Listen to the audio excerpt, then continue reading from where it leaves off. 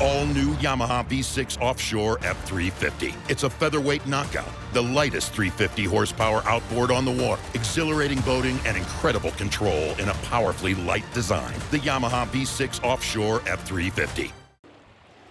Dave Anderson here with the Fisherman Magazine. It's July 3rd. These are your headlines. First and foremost, happy 4th of July from all of us here at the Fisherman. Hope you guys get out many times over the holiday weekend and take a lot of pictures and send them in to me. A couple good things going on in the fishing. First of all, we're hearing about a lot of good striped bass activity on the North Shore of Massachusetts and a continuing excellent fluke bite on the New York side of Long Island Sound. Stay tuned for all that and more on this week's New England Fishing Forecast. The fishing news is sponsored by these fine partners.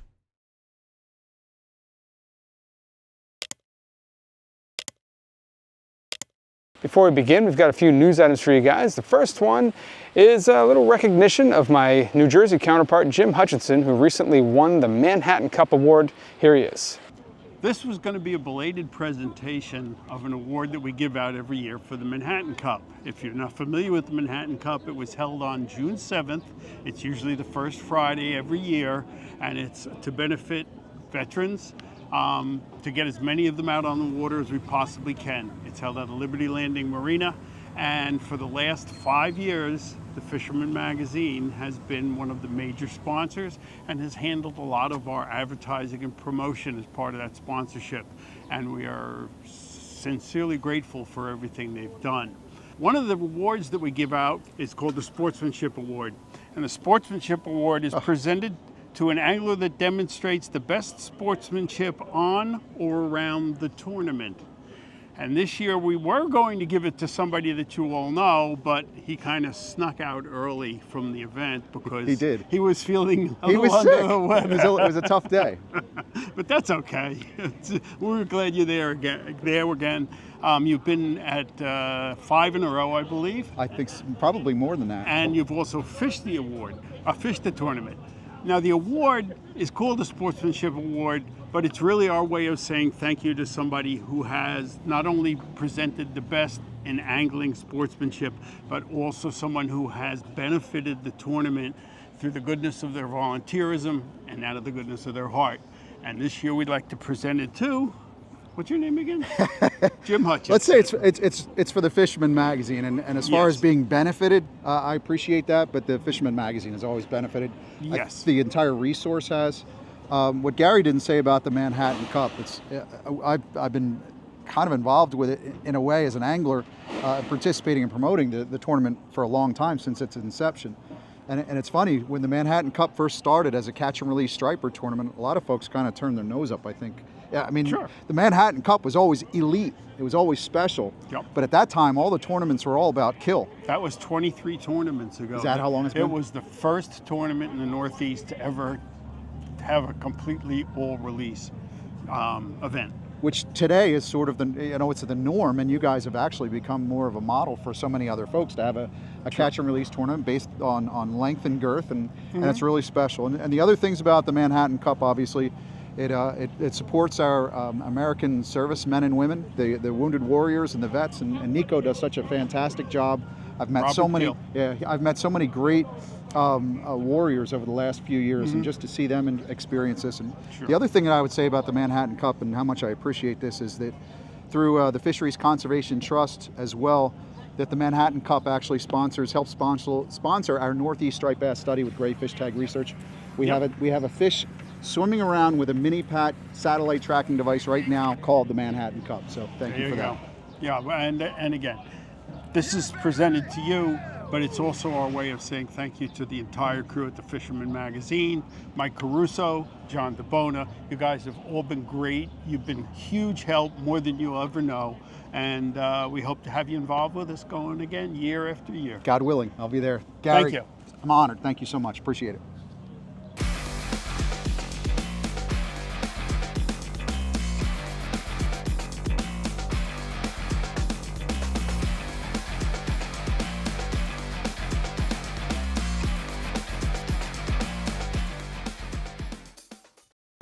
I just want to say again to Jim, congrats for winning that prestigious award, and definitely well deserved. Next up, we've got Jenni Ackerman's latest installment of Open Boat. Here she is. Hey everyone, welcome to this week's Open Boat. Now today I'm going to show you guys how to modify your fluke rig when you're fluking off the surf. Now there's a lot of times when a fluke bite, they can be finicky, so presentation is everything. So there's a lot of times when you have to come prepared, you got to be ready to build up your rig. So let's get started with the basics here. I have my leader material here. I have it a little bit thicker just so you can see it, but usually I do 20 to 30 pound when I'm fluking off the surf. And this is your top. You're either uni to uni knot connected to your braid, or you have a barrel swivel attached to your braid.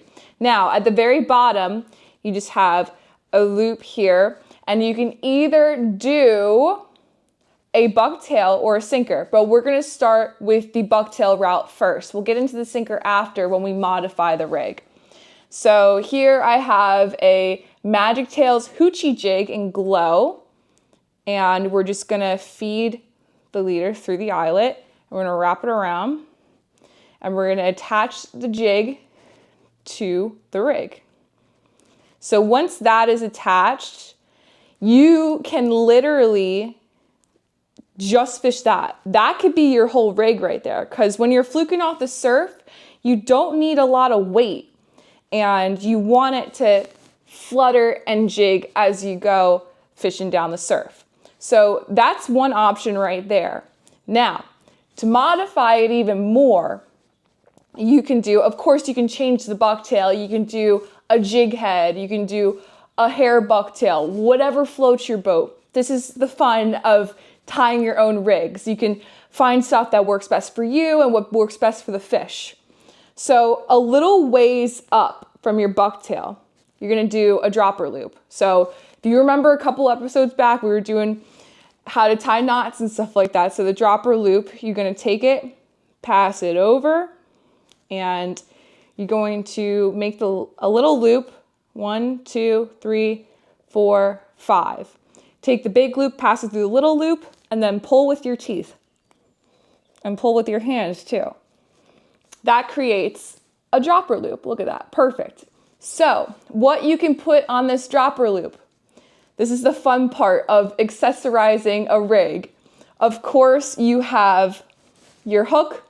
I like to use a bait holder hook. When you're fluking off the surf, 3 or 4-0. When I'm on the boat, I do a 6-0 bait holder hook. I could put that on there, but another modification, before I put the hook on there, I have these handy dandy little things. They are called Tsunami hollow teasers. They're super lightweight. There's literally like no weight to them at all. And what you could do is they have a little hole on their like nose here.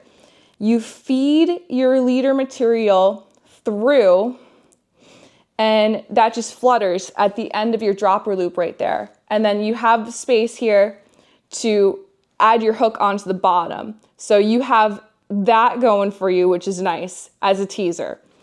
Now, another modification, because fluke, believe it or not, can be picky, and I have experienced this before, where that rig doesn't work.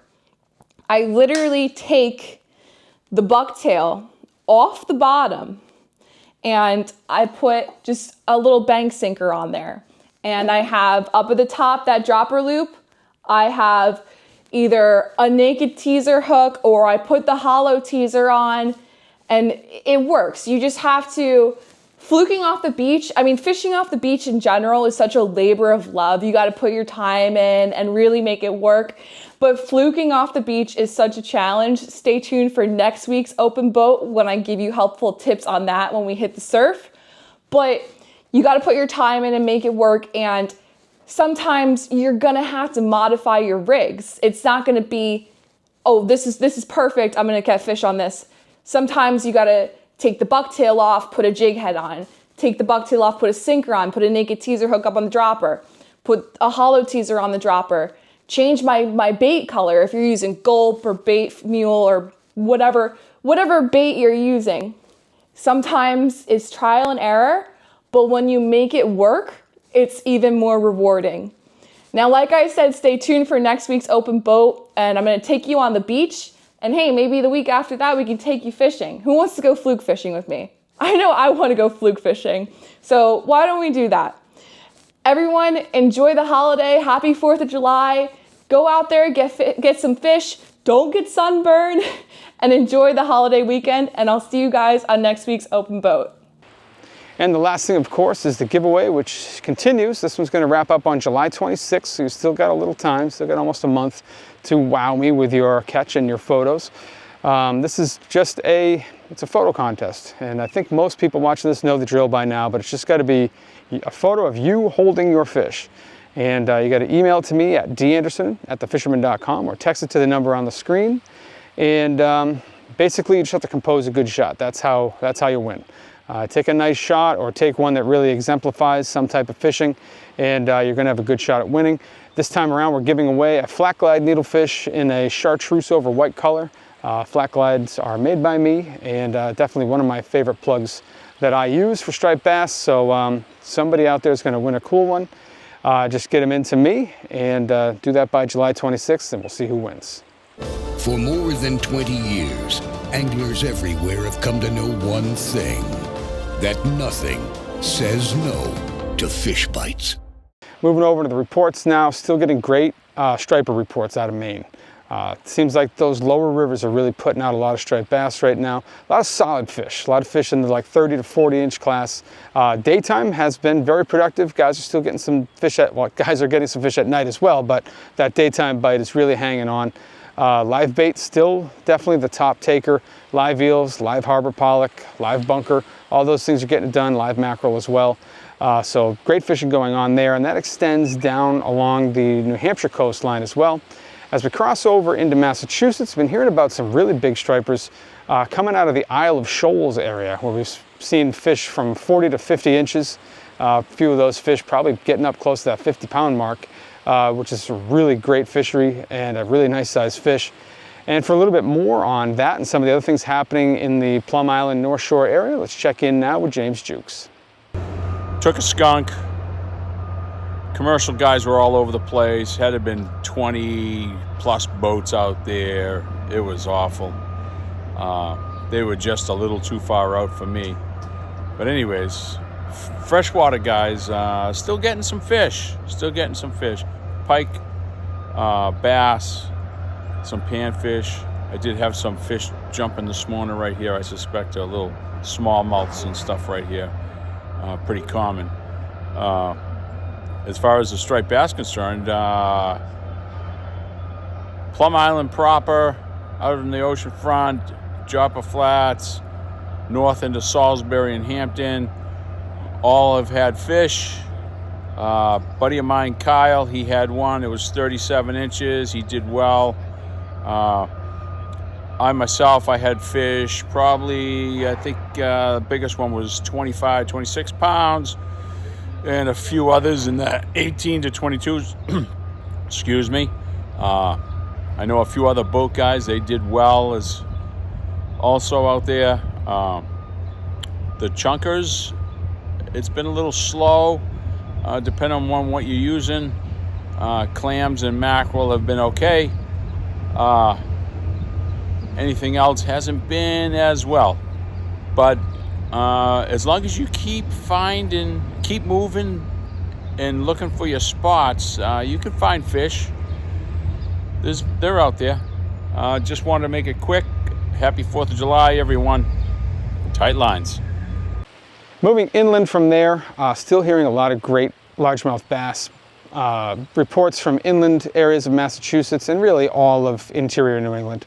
It's just a really great time of year for that. Starting to see some bigger fish coming with better regularity now. I know the frog bite's been good and the jig bite's been good. You can get out on a day like this and sort of target those shady spots and pull out some good ones. So very good freshwater fishing opportunities right now, and going into what I hope is a 4-day weekend for you guys like it is for us.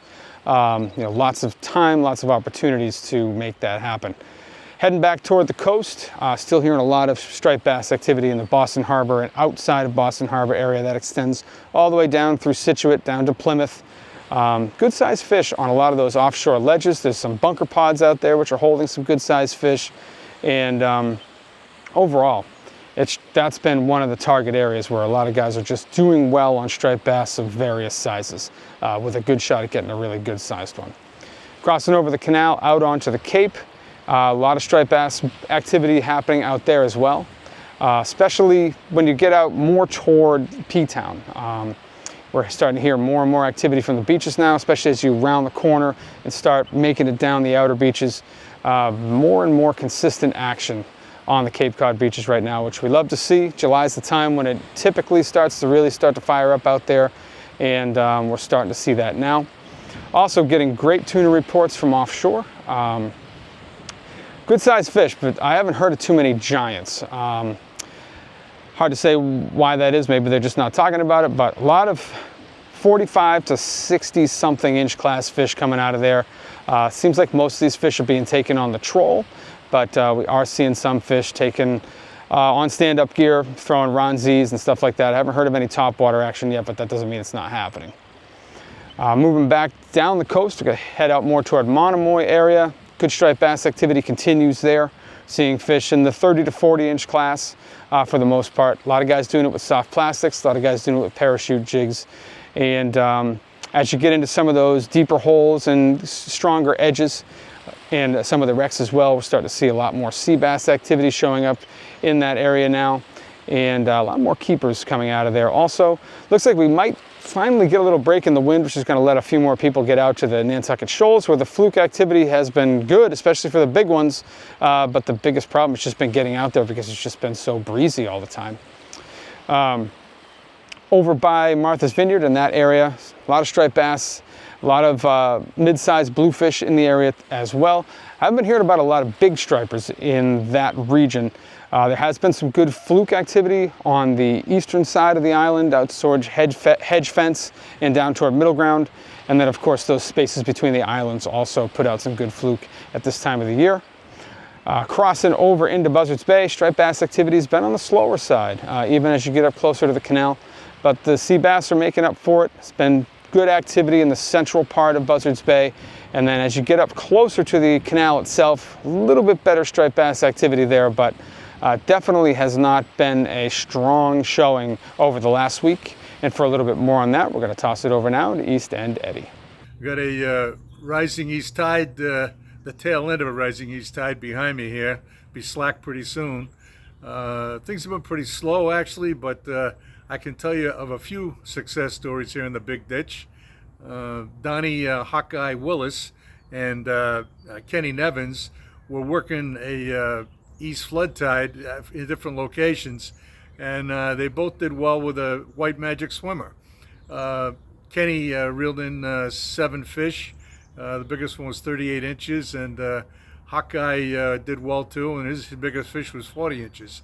The creator of the magic swimmer, Patrick Sabile, who's probably the best fisherman in history. I don't know how anyone else could claim that record with all the world records that Patrick has, but he was very helpful to me when I was writing both my books, 7 Miles After Sundown and Laughs, Lies, and American Justice. And a long time ago, Patrick told me that I should take the rear 2 hooks off the magic swimmer because it comes with 3 trebles, and just leave the belly treble on there. And so I did that because striped bass attack their prey and swallow the head first, and it's worked good for me.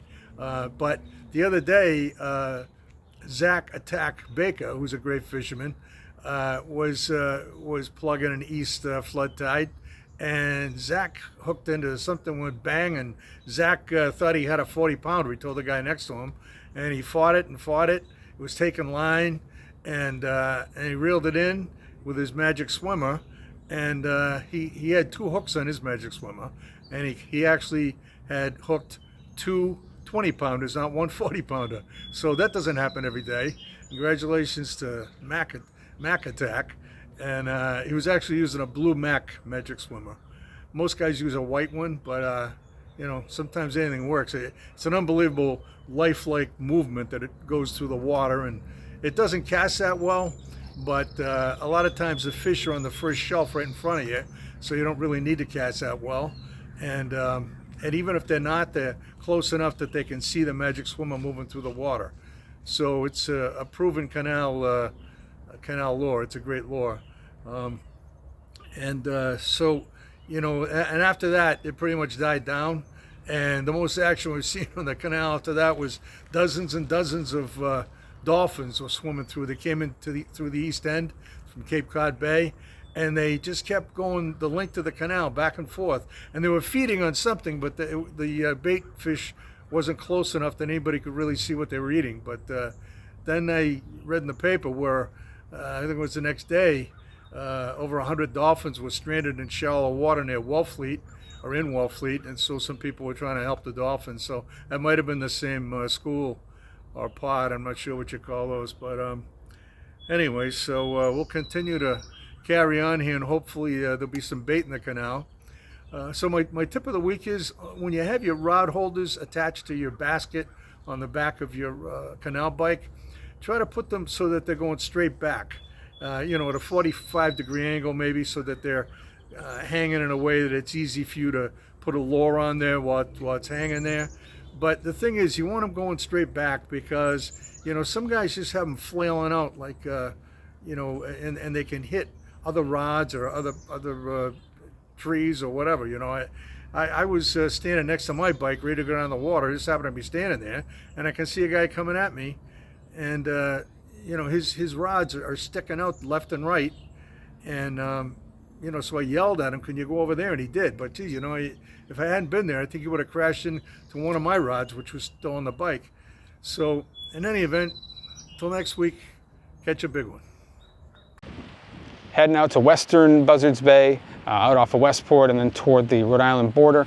Seeing decent fluke activity. It seems like the number of the keeper ratio has kind of gone in the wrong direction over the last week. So we're seeing a lot more short fish.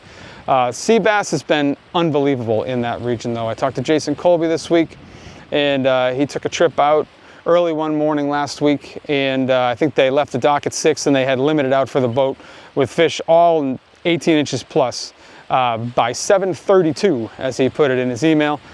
So sea bass fishing is alive and well and firing on all cylinders in that part of the state. Striped bass out there, water's kind of warm, smaller fish up in the rivers, and sporadic showing of stripers out front. It has not been killer in that region recently. And that's what I have for you guys in Massachusetts this week.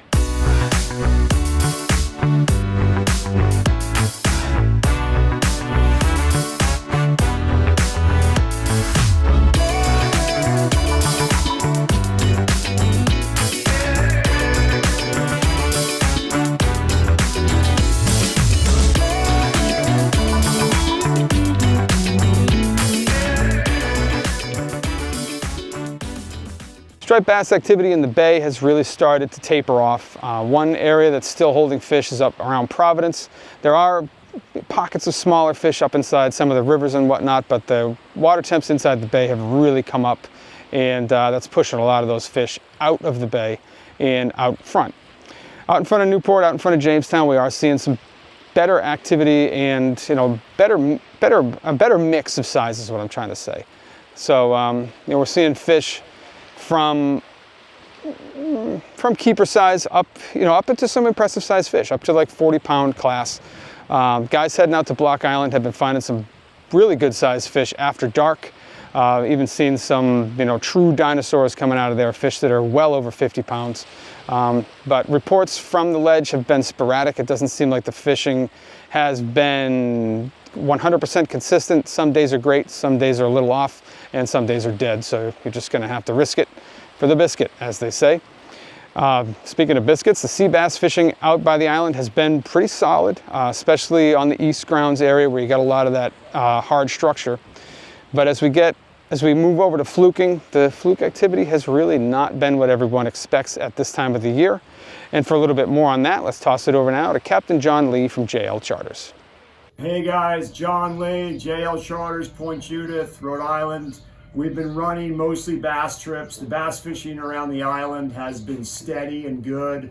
We've been catching the fish variety of ways: parachute jigs, frames, SP minnows, diamond jigs, and soft plastics. You kind of look for the shear waters. When you find the shear waters, there's usually bass underneath them. all different sizes, from 40-pound fish down to some slot fish. Not seeing any blues under those shear waters, so it's kind of an odd thing. I'm not sure if the blues haven't really showed up yet around the island. I hear they're off Waysquee, so we're just kind of waiting for those blues. Anyway, take care. Go bass fishing. See you next time. Heading back toward the mainland now, let's jump inland and let's talk a little bit about some of the freshwater fishing going on in the Ocean State with Jeff Sullivan. Here he is. What's up, Dave? What's going on, guys? It's Jeff back to the weekly video. This week I'm just going to jump right in and give you guys a short little update on the freshwater world and the freshwater side of things. The largemouth bite's been excellent. I've been doing a lot of that lately. The chain pickerel bite, I love to mess around with big chains this time of year.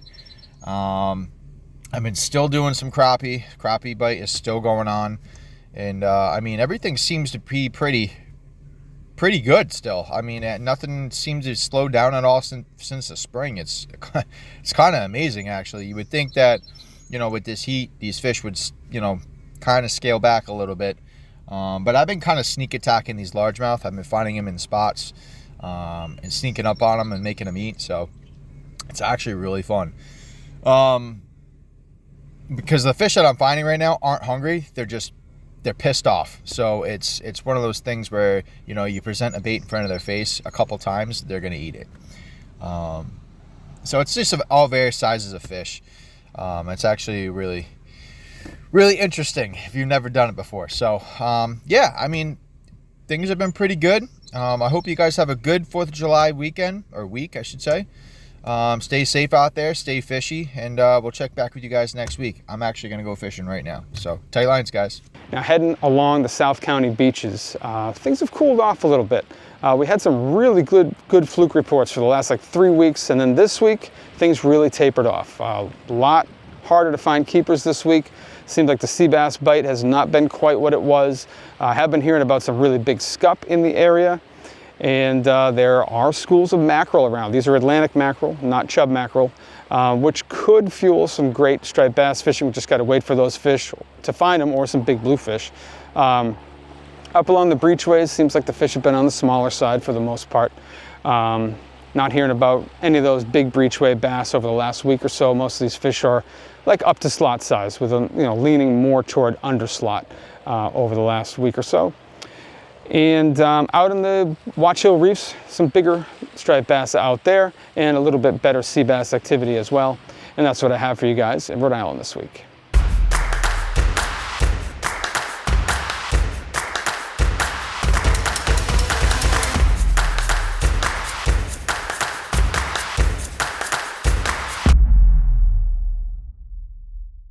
Crossing over into Connecticut, the summer stronghold is just staying what it is, and that is the race and the bass fishing out there still going strong. Things have tapered just ever so slightly, but the bite's still very good. Diamond jigs are getting it done. 3-weight bucktails, 3-weight eels, all the same things we've been talking about for weeks. That place is just holding lots of fish right now, and doesn't seem to want to quit. As you get up closer to the Thames River and the mouth of the Niantic Bay, the striped bass activity there has been on the slower side. You definitely want to be fishing the reefs if you want to put yourself in the best places to get some of those better fish. There are bunker in the area finally, which is a welcome sight since we haven't really seen them all spring. And sorry, I had a horsefly on my leg there. But the other good thing is that we are seeing a slow ramp up in fluke activity on our side of the sound. So places like Bartlett's Reef and Hatchett's and Black Point are starting to see more and better fluke. It's certainly not on fire, but it's good to see guys starting to put more and better fish on the boat over these last 7 days. So that's definitely a place you want to keep an eye on. So things are starting to come back together in that area, which was, an area everyone was looking at as kind of slow for several weeks there, but things are starting to come back together. And for a little bit more on that, let's toss it over now to Captain Mike Roy from Reelcast Charters. Hey, what's up, everybody? For this week's fishing report, it's now into July, and the fish are starting to settle into their summer habits. The striper fishing is good. There are some big stripers around for those that are willing to work for them. Live bait is always going to be the ticket for big bass, but we're also catching them on plastics, topwaters, bucktails, so variety of methods. The blues, there are some big blues around, but not in large numbers yet. Interesting, when one of the stripers we caught last week had 3 spot inside of its stomach. So spot are about a 5-inch bait fish, kind of looks like a porgy. They're more common down in the Virginia area, so that was pretty cool to see that. Also, reports in from the offshore fishing has been good. They're getting bluefin tuna and some of the near shore spots and yellowfin tuna out deeper. Black sea bass fishing is closed for recreation, but still open for the charter business, and that's been good as well. So get out there, good luck, happy 4th. Now we'll head up the river and check in with Rowan Lytle. Here he is.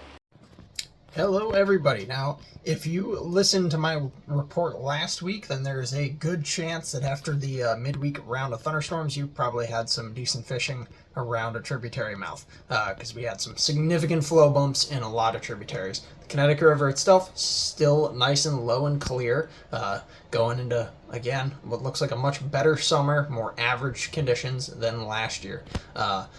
It's gotten quite a bit cooler. The last couple days here midweek have been on the cool side. Looks like it's going to warm up through the rest of the week into the weekend, and that should put things back on track to be fairly normal summer conditions, and I expect a bit of everything to be good. The cooler conditions meant the pike fishing picked up a bit again. Not producing big fish really, but you can get some decent numbers here and there, and the topwater fishing has been pretty good. Largemouth and smallmouth, even on the Maine River, it's been fairly productive with some large fish and numbers. Channel catfish has been good as well. I got one of the largest channel cats I've got on fly ever yesterday, despite some fairly chilly conditions. They were feeding very, very well. So lots of good fishing to be had, that's for sure, and I like the looks of the weather coming up. So this weekend in particular, you got a good shot at some good quality fishing on the Connecticut. And now heading out of the river and take a quick right there along the coast. We're going to stop in Westbrook and check in with Matt Stone from Black Hall Outfitters. What's up everyone, Matt here at Black Hall Outfitters in Westbrook with this week's fishing report. We're getting into kind of summery mode for sure with the 4th of July right around now.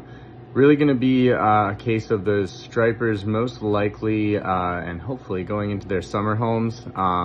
They've been out on the reefs pretty heavily for us in the Central Sound. Reefs, Race Gut, places like that have still been fishing well. Most of the time they're going to transfer into kind of their homes that are similar to those, but also some inshore points, rips, shallower reefs, things like that. So we'll see if that happens as the water continues to warm here. Our sea bass is still closed for another 5 days or so as of this report, but opening up again soon, which is always good. Porgy fishing improving. They tend to come in shallow as that water warms, which is always fun. You can get them on clams, you can get them on sandworms, things like that. Fluke reports are still solid here for us. It's kind of been a shining light so far this year. And guys are still getting them. The fluke do tend to be pretty concentrated, so do a big drift. When you're getting bites, go back and redrift that area, at slightly different depths, things like that, and you should be able to find a good concentration of them.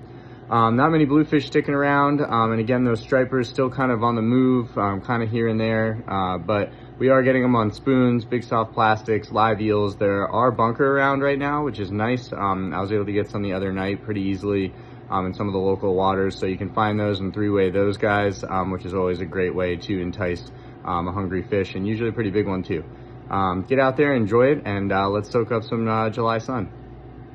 As we move into Western Central Sound, striped bass activity, bluefish activity has spread out a little bit. It's become a little bit more sporadic, been a little harder to nail down. Seems like the bait schools have dispersed a little bit, which has made things a little tougher. One bite that's really holding on is the scup bite, which is, or porgies, as you guys call them in Connecticut. The porgy bite's been off the chain. It's really spilling over into the intertidal zone now, so guys are getting on it from shore and doing very, very well. A lot of, big hubcap sized scup in that area. And like I said, the striped bass bite has been a little bit harder to nail down. One thing that's been fairly consistent is that 50 line, you know, from New Haven out toward Milford and even heading out toward Norwalk. Chunking or throwing eels, especially after dark, puts you in a good position to, you know, catch a 20 to 30 or maybe even a little bit bigger than that pound striped bass in that area. Out in the Western Sound, things are showing some signs of slowing down. There's still bunker around, there's still some big fish around. But the big thing that's happening out in the Western Sound is guys crossing over to Port Jeff and areas around that area where the sand eels have really filed in, and it's kicking off a really excellent fluke bite. For a little bit more on that, here's Max Finch from Fisherman's World. Striped bass fishing still remains good in our area. The fish are definitely in their summer haunts. You know, fishing early morning, sunset, and nighttime is definitely going to be your best bet at a bigger bass. We've still seen some fish going over the 40 pounds this past week on our deeper reefs like 11B, 28C. Chunk and bunker is definitely the key now to getting some bigger fish. Shallow around the islands, the early morning topwater bite has actually been really good. There's been a new class of fish that seem to push in the islands, a lot of slot to over slot size stripers. And we're starting to get hearing more and more some bluefish mixed in shallow. And I've heard of some bluefish taken from the pier, which is, you know, those are always some, you know, really fun fighting summer fish to target in July and August. To the east, Middle Ground has an excellent striped bass bite going on. Guys are doing good on the flutter spoon, three-way and eels, three-way and live bunker, and then also chunking at night. Fluke fishing on our side still remains a little slow. Guys are still finding limits. You really got to pound these areas, but it's really good across. Across still remains good to Port Jeff, Mount Sinai. Guys are shooting across Smithtown Bay. There's a bunch of sand eels over there, so finding the cloud to bait on your sonar and start fluking those areas seems to be your best bet. The sea bass still remain on deeper water reefs, deeper water wrecks. That will remain, you know, like that throughout the summer. Diamond jigs, butterfly jigs, and then bait on high-low rigs. Porgies, more and more each day. We're hearing more, and we're selling more and more sandworms to guys fishing from shore, so that means they're just starting to get them from shore. It was a slow start to the porgy season on our side, but it seems like they're really starting to fill in. Thanks and good luck. And that's what I have for you guys in the reports this week. Hopefully it's going to inspire you to get out there over this holiday weekend. Hope you guys get on some really great fish. And don't forget to snap those photos and send them in to me. If you're not a subscriber to The Fisherman, I highly recommend you head over to our website. That's thefisherman.com. You get a full taste of what we offer, covering all the fishing from Delaware up to Maine and every angling discipline that you can think of. It's $29.95 for the year. You're going to get 12 paper editions sent to your house, 26 digital editions sent to your email, and you're going to get digital access to our other editions and our back issues as well. Best $30 you can spend in fishing. But if you're still not interested, even after all that, at the very least, give us a like and subscribe here on YouTube and hit the little bell button over there so you can get a notification every time we post something new. I appreciate you guys for watching, and we'll see you next week.